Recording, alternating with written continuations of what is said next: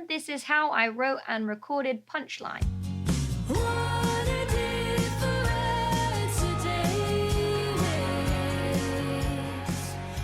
So Punchline was, again, in Mexico. It was one of the batches I wrote 2 weeks before I went to record the album in RCA.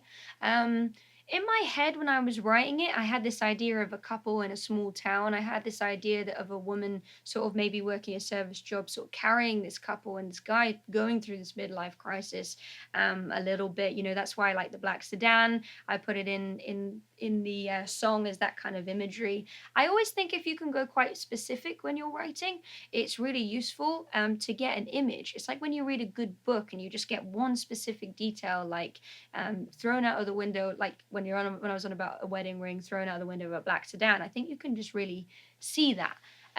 Also, he says out loud, "I've been asleep at the wheel my whole damn life." I really like the way that's sort of tied. You can imagine driving through, state lines, or where I'm from in this small town in Wales. So that was more of the writing of the record. The recording of the record, I think I would like to say it was really inspired by sort of Fleetwood Mac. Certainly the backing vocals were. Certainly the backing vocals were really inspired by that. We stacked them, and I'll show you, as you can hear, how we did it. All right. I started off thinking you were the top of your game. You were telling jokes with the sunrise.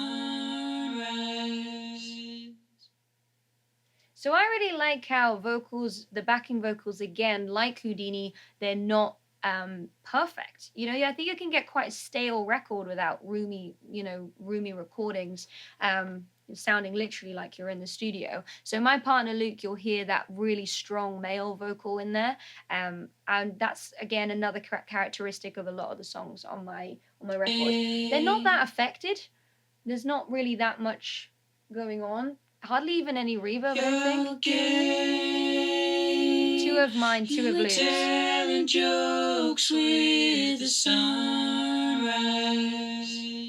Yeah, see, not that affected. Just brings the whole chorus to life, as you can hear with like the rest of the tracks. Here we go. I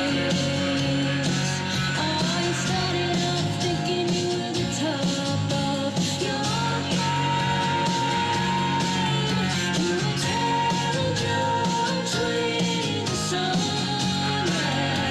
gives it a nice live feel. The other thing I think is really interesting is the electric guitar. I don't actually have a reference for you on what we were thinking or how we came up with that line, but we can delve into the tone right now. So where we've got the electric guitar acoustic riff. Maybe we doubled the acoustic with the line with the electric. That's at least what I'm thinking. Yeah. So there's a lot of feedback almost on that. A lot of distortion.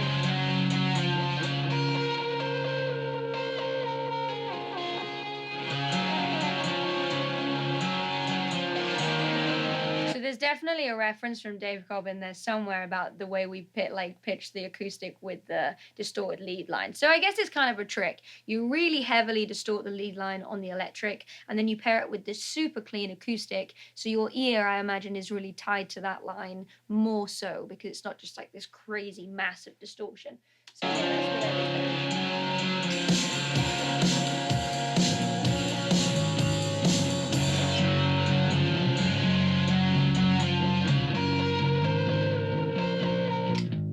Bass is quite interesting. There's not really that much on it. I think maybe it's chorus. But Brian always really digs in. It's hard to recreate live this feel for whatever reason, because there's not that much on it. Just an amazing line that follows us. He's really like digging in. You got a picture like this kind of old guy like.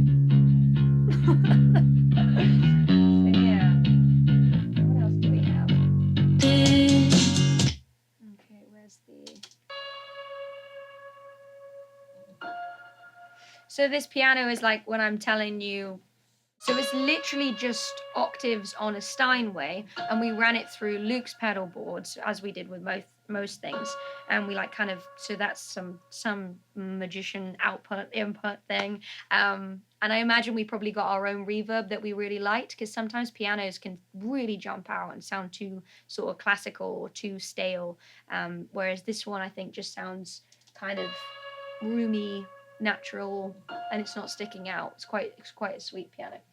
So yeah, that's how we kind of got this really simple parts, all doing the right job at the right time.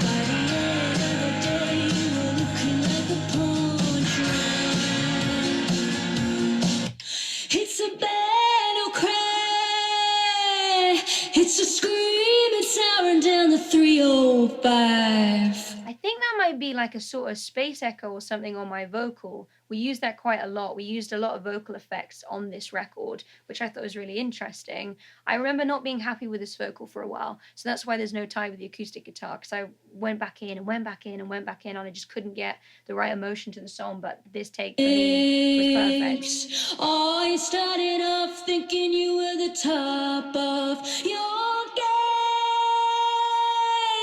You were telling jokes with the sunrise. But by the end of the day, you were looking like the punchline. So a tip for anyone who's singing live, with consonants, so like, you really just gotta sing it. So I was looking at the day, I was looking like the punchline. So if you can get that pop, don't get too close to your mic, because otherwise it'll be like boom. But it really helps carry the sentiment and the lyrics. If you're too lazy with it, if you really care about your lyrics, if you're too lazy with them consonants, I think things can get lost. So I'm really sort of enunciating, looking like a punchline, and I can really get aggressive with that when I get around the words. So a little tip for anybody who's singing it live, that's certainly what I do. I try and really enunciate, especially the first line. So yeah, that's how I wrote and recorded Punchline.